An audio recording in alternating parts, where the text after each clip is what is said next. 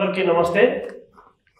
ఈరోజు Warangal SC parliament నియోజకవర్గం మీద చర్చించేందుకోసం మన స్టూడియోకి జి రాములు గారు, సామాజిక ఉద్యమకారులు, అనేక రాజకీయ ఉద్యమాల్లో ప్రత్యేకంగా వరంగల్ జిల్లాతోని అనుబంధం ఉండి అక్కడే చదువుకొని అక్కడ పేద ప్రజల కోసం ఉద్యమించినటువంటి చరిత్ర, రాజకీయాలు నిశ్చితంగా పరిశీలిస్తున్నటువంటి వ్యక్తి జి రాములు గారు మనతో ఉన్నారు.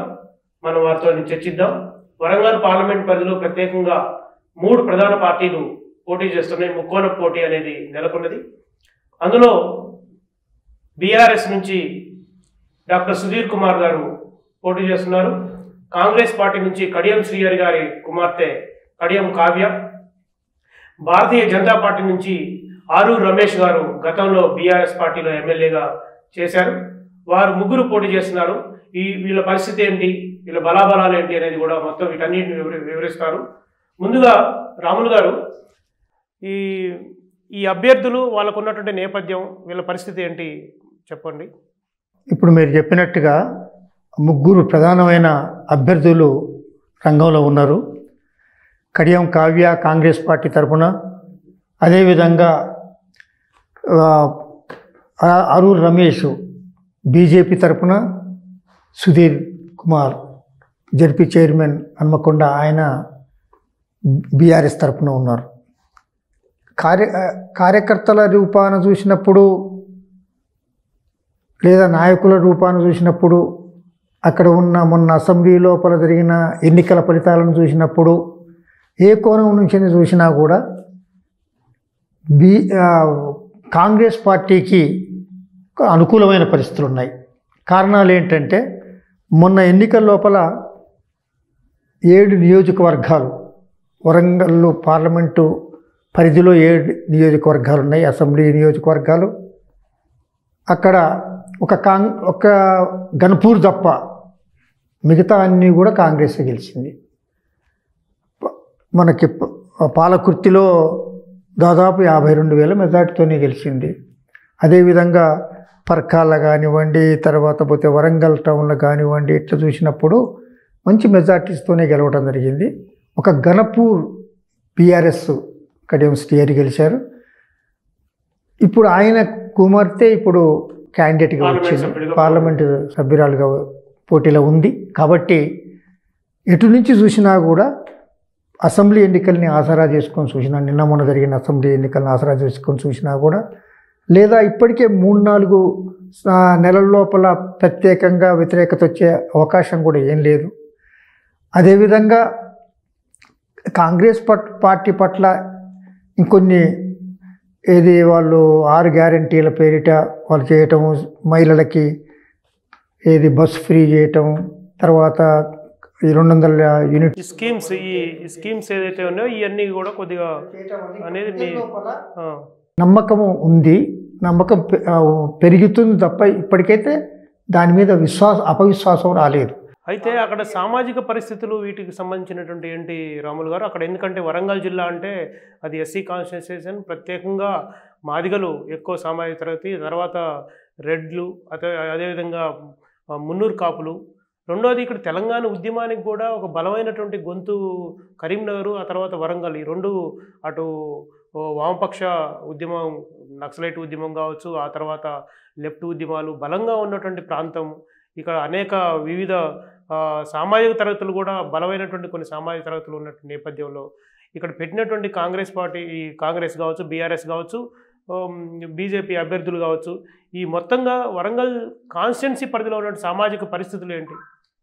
ప్రధానంగా వరంగల్ పార్లమెంటరీ పరిధిలో ఉన్న సామాజిక తరగతులను చూస్తే మాదిగలు, రెడ్లు, కాపులు వీళ్ళు ప్రధానమైన కన్సిడరబుల్ సెక్షన్స్గా కనపడుతుంటారు.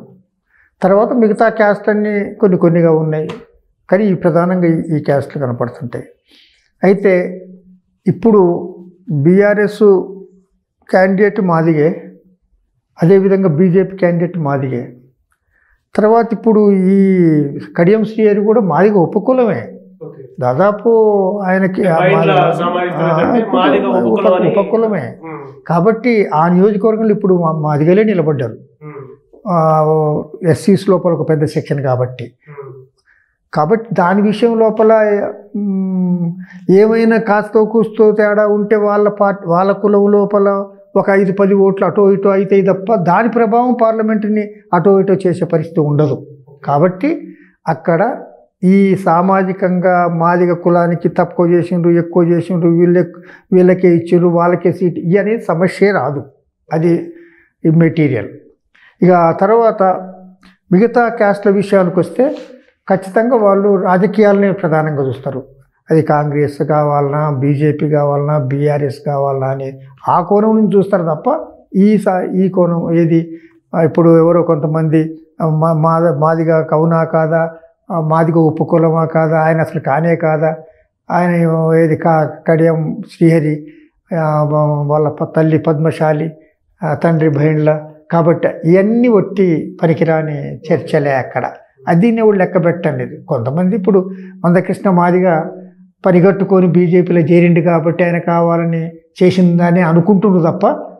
అంటే వాస్తవంగా కూడా మనం గమనించినట్లయితే తెలంగాణలో ఉన్నటువంటి అన్ని కాన్స్టిట్యున్సీస్, పార్లమెంట్ కాన్స్టిట్యున్సీల్లో ఎక్కడ ఒక్క మాదికి కూడా కాంగ్రెస్ టికెట్ ఇవ్వలేదు. అది మన కళ్ళ ముందు కనిపిస్తుంది. ఇప్పుడు అది చాలా మొత్తం నియోజకవర్గాన్ని కానీ మొత్తం రాష్ట్రంలో కానీ ఈ సామాజిక తరగతికి సంబంధించిన విషయం వస్తే అది కొంతమందికి సంబంధించిన చర్చే తప్ప మొత్తం అంటే కేవలం ఆయన బీజేపీలో జాయిన్ అయ్యాడు కాబట్టి కాంగ్రెస్ని టార్గెట్ చేస్తున్నారు అనుకోవచ్చు. ఆయన కృష్ణ ఖచ్చితంగా ఇప్పుడు ఒకనాడు బీజేపీకి ఇండైరెక్ట్గా కనపడ్డాడు, ఇవాళ డైరెక్ట్గా వచ్చిండు కదా. కాబట్టి ఆయన తన అవసరాల కోసం ఈ ఇష్యూని రేజ్ చేస్తానని అనుకుంటారు తప్ప అది దాంట్లో ఏదో జెన్యూనిటీ ఉందని అనుకోరు. కాబట్టి అది తీసుకురావటం అనేది అది పెద్ద ఉపయోగం కాదు. దానివల్ల ఈ ఎలక్షన్స్ మీద దాని ప్రభావం ఏమి ఉండదు. ఓకే, అంటే మాదిగలకు కాంగ్రెస్ అక్కడ వరంగల్లో టికెట్ ఇవ్వలేదు అనేటువంటి ప్రభావం అయితే ఏమి ఉండదు అంటారు. రెండోది సార్, ఇక్కడ మీరు సుధీర్ కుమార్ మాదిగేనా, అరూర్ రమేష్ మాదిగేనా, మరి వాళ్ళు ఏదలుచుకుంటే ఆ ఇద్దరు కేసు వేసుకుంటారు అనుకుందాం కొద్దిసేపు, అది కూడా ఏమి ఉండదు. కాబట్టి అది పెద్ద ప్రభావం కాదు. రెండోది సార్, ఇక్కడ వరంగల్కి ఉన్నటువంటి ప్రత్యేక పరిస్థితి ఏంటంటే అది గతంలో వామపక్ష ఉద్యమాలు, ఆ తర్వాత తెలంగాణ పార్టీ టీఆర్ఎస్ పార్టీ పెట్టిన తర్వాత కూడా ఒక ఉద్యమం ఉప్పెనలాగా అటు కరీంనగర్, వరంగల్లే కదా మొత్తం తెలంగాణకి గుండెకాయగా తెలంగాణ ఉద్యమాన్ని ప్రభావితం చేసి కదలికలు ఎక్కువ పెద్ద మొత్తంలో వచ్చింది కూడా వరంగల్లే. అది ఈరోజు బీఆర్ఎస్ వైపున లేకపోవడానికి కారణం ఏంటి?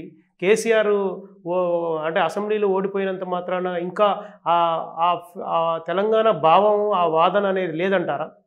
ఒకటి, ఏ భావంతోనైతే తెలంగాణ ఉద్యమం వచ్చిందో అది పరిష్కారం అయింది. ఎప్పుడు దాని గురించి ఆ సెంటిమెంట్ చుట్టే తిరగాల్సిన అవసరం లేదు ప్రజలకి. ఈ రెండో స్టేజ్కి వస్తారు, తమ సమస్యల పరిష్కారం ఎట్లా అని చూసుకుంటారు. అయితే ఈ 10 సంవత్సరాల కాలం లోపల వాళ్ళు కొన్ని వాళ్ళకి అనుభవాలు వచ్చినాయి.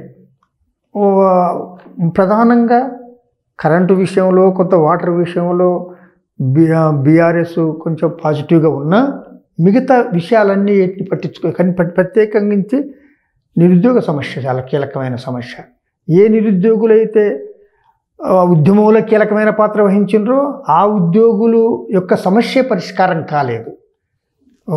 ఈ 10 సంవత్సరాల కాలం లోపల ఎంతమందికి ఉద్యోగాలు వచ్చినాయి? రోజుకు చదువుకున్న వాళ్ళు చాలామంది సమాజం లోపలికి వస్తున్నారు, వాళ్ళకి ఉపాధి లేని పరిస్థితి. ఈ పరిస్థితి లోపల వాళ్ళు ఖచ్చితంగా ఆల్టర్నేటివ్ ఆలోచిస్తారు. కాబట్టి ఆ పాత సెంటిమెంటే మొత్తం కాలం ఉంటుంది అనుకోవటం కూడా ప్రమే ఒకటి. రెండో పాయింట్ ఏంటంటే బీఆర్ఎస్ చాలా అవినీతికి పాల్పడ్డది. అది మనందరం రోజు టీవీలలో చూస్తూనే ఉన్నాం, పేపర్లో చూస్తూనే ఉన్నాం. మనం కనుక జనంతో మాట్లాడితే కూడా వాళ్ళు అనేక విషయాలు మనకు చెప్తారు. కాబట్టి అవినీతి ఒకటి వచ్చింది. మళ్ళీ ఇంకా ఒకటి లేటెస్ట్గా చూస్తే మాత్రం ఫోన్ ట్యాపింగ్ కూడా చాలా కీలకమైన అంశంగా కనపడుద్ది. కాబట్టి ఇట్లాంటి విషయాలన్నిటితోని వాళ్ళ మీద అసంతృప్తి రావటం అనేది జరిగింది. కాబట్టి బీఆర్ఎస్ ఈ పరిస్థితికి వచ్చింది. అయితే అదే సందర్భం లోపల కాంగ్రెస్ పార్టీ చాలామంది అనుకున్నారు దేని పని అయిపోయింది అని అనుకున్నారులే కానీ కాంగ్రెస్ పార్టీకి అది మొండిబారినా కూడా ఒక్క వర్షం వచ్చినా కూడా మళ్ళీ పిలకలేస్తారు చూడు, అటనే దానికి ఆ స్వభావం ఉంది. ఇప్పుడే కాదు, ఇంకా దేశవ్యాప్తమైన పార్టీ కాబట్టి సహజంగానే అది ఉంటుంది. అయితే కాంగ్రెస్ పార్టీకి ఆ బలమైనటువంటి ఆ సెక్యులర్ పునాది తెలంగాణలో మైనారిటీలు కావచ్చు, దళిత భోజన వర్గాలు ఉన్న నేపథ్యం కాంగ్రెస్ పార్టీకి అది ఉన్నది. కానీ కాంగ్రెస్ పార్టీ ఈ 100 రోజుల్లో ఈ 100 రోజుల్లో తను ఇచ్చినటువంటి హామీలు అమలు చేయకపోవడం వల్ల ఏమన్నా జనాల్లో అంటే మొన్న ఇటీవల కేసీఆర్ గారు కూడా ప్రెస్ మీట్లో ప్రస్తావించారు, ఆయన బస్సు యాత్ర ప్రారంభించారు. ఆ వ్యతిరేకత ఏమన్నా అంటే రేవంత్ రెడ్డి చేయలేడు, కాంగ్రెస్ పార్టీ చేయలేదు అనేది ఏమన్నా వచ్చే అవకాశం ఉంటుందా? ఈ పార్లమెంట్లో అది రిఫ్లెక్ట్ అయ్యే అవకాశం ఉంటుందా? బీఆర్ఎస్ పార్టీ కనుక అనేక రకాల ఇలాంటి స్కీమ్స్ ఇచ్చి ఆల్రెడీ వాటిని కంటిన్యూ చేస్తూ ఉంటే ఈయన మధ్యలోకి వచ్చి దాన్ని ఇవ్వకపోతే ఈయన మీద వ్యతిరేకతతో మళ్ళీ బీఆర్ఎస్కి అనుకూలంగా రావాలి. కానీ ఆయన ఇవ్వని కొత్తగా ఈయన ఇస్తున్నాయి, కొన్నిటిని ఇచ్చిండు. కాబట్టి ఇప్పటికిప్పుడే ఈ 4 నెలల 3 నెలల వ్యతిరేకత వచ్చి తల కిందలో ఏదే ఉండదు.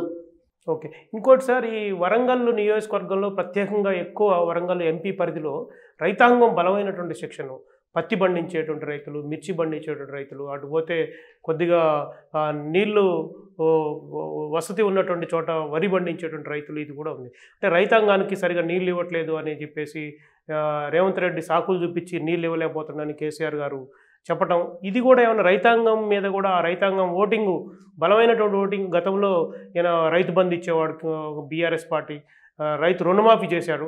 కానీ వచ్చిన తర్వాత 5 ఎకరాలు ఉన్నటువంటి వాళ్ళకి కాంగ్రెస్ పార్టీ రైతు బంధు ఇచ్చారు, రైతు రుణమాఫీ అసలు చేయలేదు. దాని మీదనే తర్జన భర్జనలు, ఒకరికొకళ్ళు హరీష్ రావు ఇటు కేసీఆర్ ఇటు రేవంత్ రెడ్డి 15 ఆగస్టు లోపు నేను మాఫీ చేస్తానని చెప్పేసి అంటున్నారు. చేయకపోతే నువ్వు రాజీనామా చేస్తావని కూడా ఆ పద్ధతిలో చర్చ జరుగుతుంది. రైతాంగం ఏమైనా మౌళ్ళు అయ్యే అవకాశం ఉందా? ఇప్పుడు జరిగే ఈ చర్చలన్నింటినీ కూడా రైతాంగం ఎట్లా చూస్తుందంటే ఎన్నికల కోసం ఒకరినొకరు ఛాలెంజ్లు చేసుకుంటానని చూస్తుంది తప్ప ఇప్పటికిప్పుడు దీని మీదనే ఒక అభిప్రాయం వస్తుందని నేను అనుకోవటం లేదు. అక్కడ ఎన్నికలు జరిగి కూడా 3-4 నెలలే అయింది కాబట్టి ఇంత లోపలనే ఏదో అద్భుతాలు సృష్టించలేదు అనే కోణం నుంచి ప్రజలందరూ కూడా చేస్తారని నేను అనుకోవటం లేదు. అది సాధ్యం కూడా కాదు. కడియం శ్రీహరి ఒక్కడే మొత్తం పార్లమెంటు పరిధిలో ఒక గన్పూర్ ఒకటే గెలిచాడు కాబట్టి కడియం శ్రీహరిగా దీన్ని అవకాశవాదంగా తీసుకొని అటు కాంగ్రెస్లోకి వెళ్ళటం అనేది మీకు, ఎందుకంటే కడియం శ్రీహరి గారు మీకు చాలా దగ్గర, మీరిద్దరు క్లాస్మేట్స్ ఆర్ట్స్ అండ్ సైన్స్ కాలేజీలో, మీకు మిత్రులు. ఎందుకు ఒక్కసారి ఇంత జంపు కాంగ్రెస్లోకి ఎందుకు జంపు కావాల్సి వచ్చింది?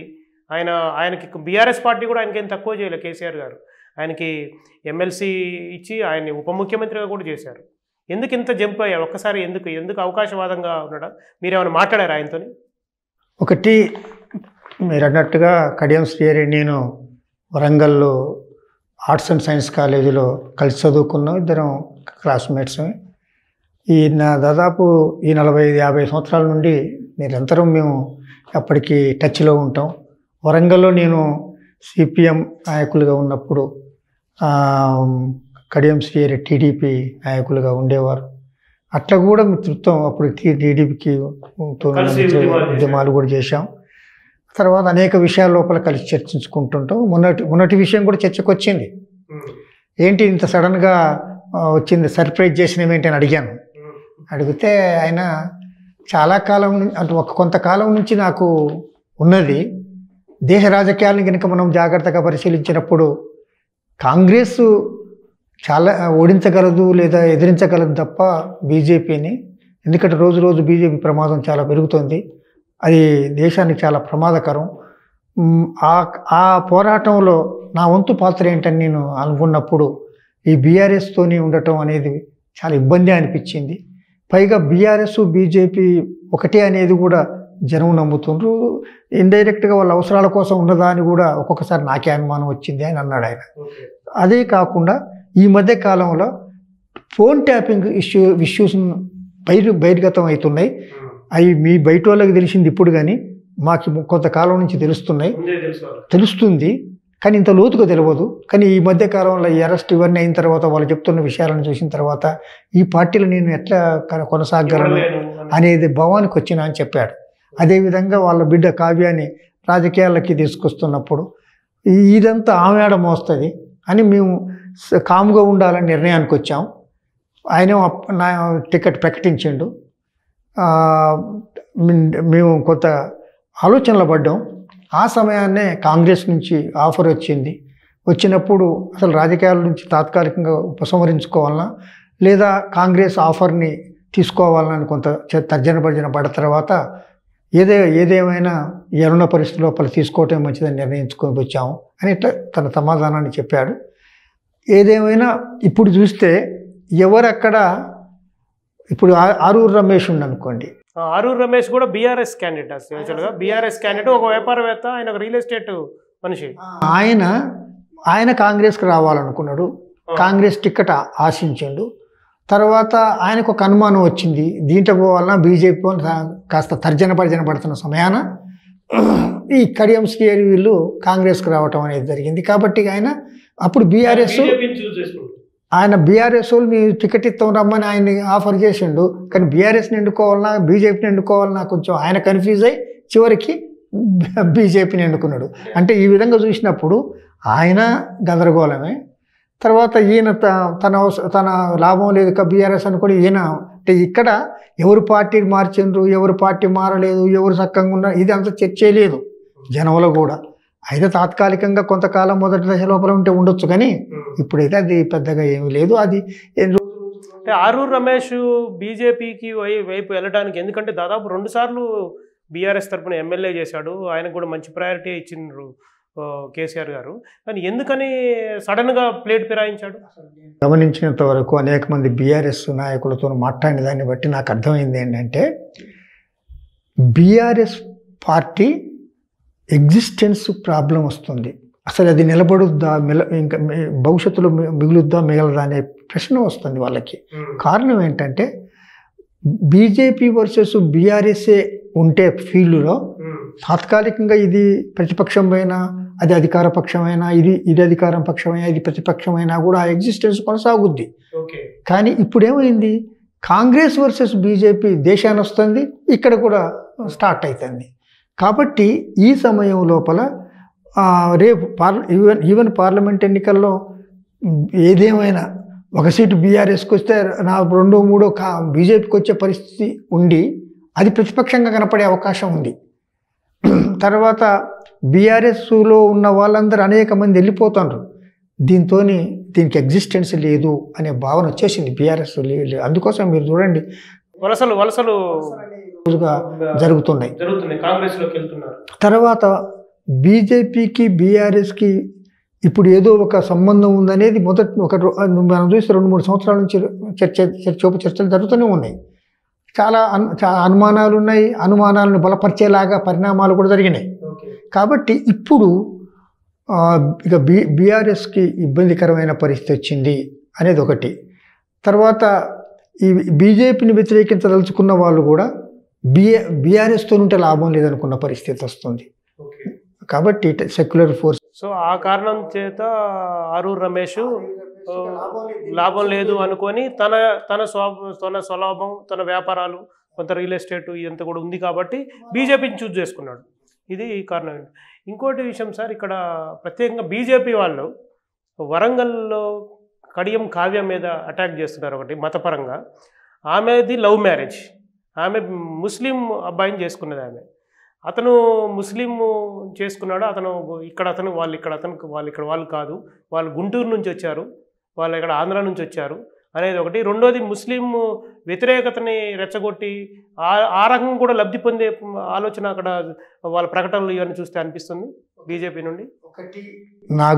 నా దృష్టిలో ఏమన్నా అంతో ఇంతో మతం యొక్క దాన్ని ఈ హైదరాబాద్లో ఉన్న కొంత ప్రభావం ఎక్కడైనా బయటపడుద్ది, కానీ తెలంగాణ రాష్ట్రం లోపల, తెలంగాణ గ్రామీణ ప్రాంతం లోపల ఈ మతం యొక్క ప్రభావం, దాంతో ఓటు చీలే ప్రభావం అంటూ ఉండదు.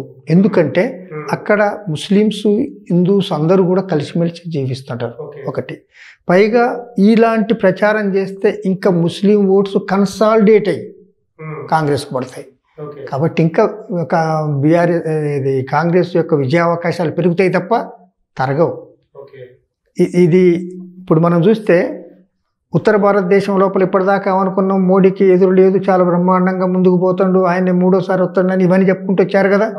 కానీ ఈ మధ్య కాలంలో మీరు కనుక జాగ్రత్తగా వార్తలను పరిశీలిస్తే రోజు రోజు బీజేపీ గ్రాఫ్ డౌన్ అవుతుంది, వ్యతిరేకత పెరుగుతుంది. వాళ్ళ నిరుద్యోగ సమస్య మీద, అధిక ధరల మీద, వీటి మీద రియాక్ట్ అవుతారు. ఇది బీజేపీ వాళ్ళకి మింగుడు పట్టం లేదు. అందుకోసమే వాళ్ళ యొక్క టోన్ మారింది. ఏమంటారు, ఏది దేశ ముస్లింలు దోచిపెడతారు అని చెప్పేసి ఒక అటాక్ చేస్తారు. నిన్న all India Pradesh Congress committee కార్యాలయం ముందు కూడా ధర్నా చేసి బీజేపీ వాళ్ళు పెద్ద హంగామా సృష్టించారు. మతతత్వాన్ని, తర్వాత ఏది వీలైతుంది ప్రాంతీయ తత్వాన్ని ఏది వీలైతుంది వాళ్ళు చేస్తానంటే, ఎప్పుడైతే వాళ్ళు బలహీన పడుతున్నా కొద్ది, ఎందుకంటే ఫస్ట్ సెకండ్ జరిగిన ఎన్నికలలో వాళ్ళు చూసుకున్నారు.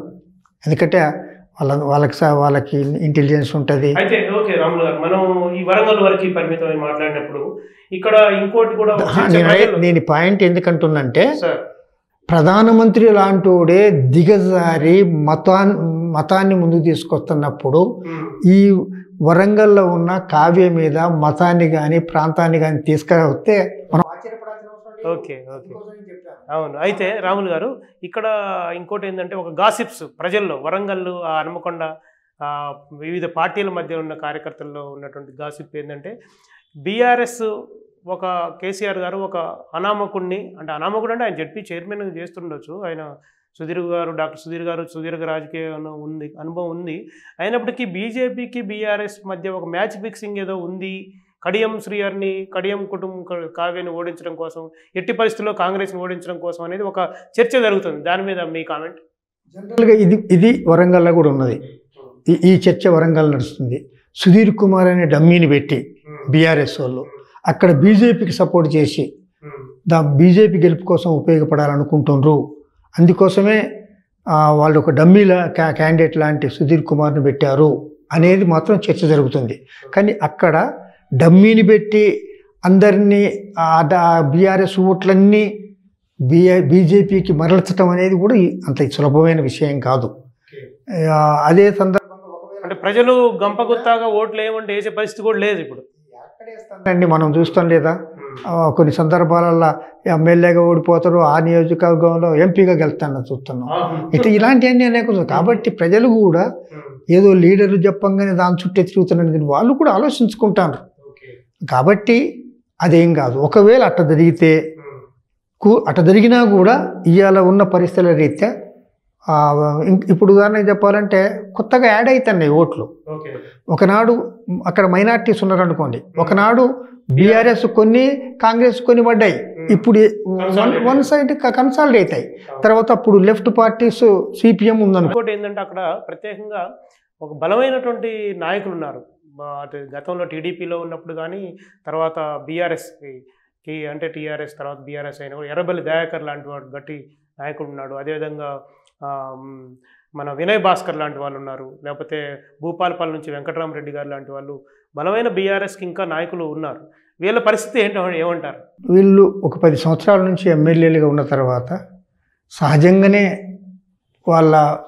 వాళ్ళకుండే లక్షణాల రీత్యా వాళ్ళు కానీ వాళ్ళ ఫాలోవర్స్ కానీ అనేక రకాల అక్రమాలు చేస్తారు.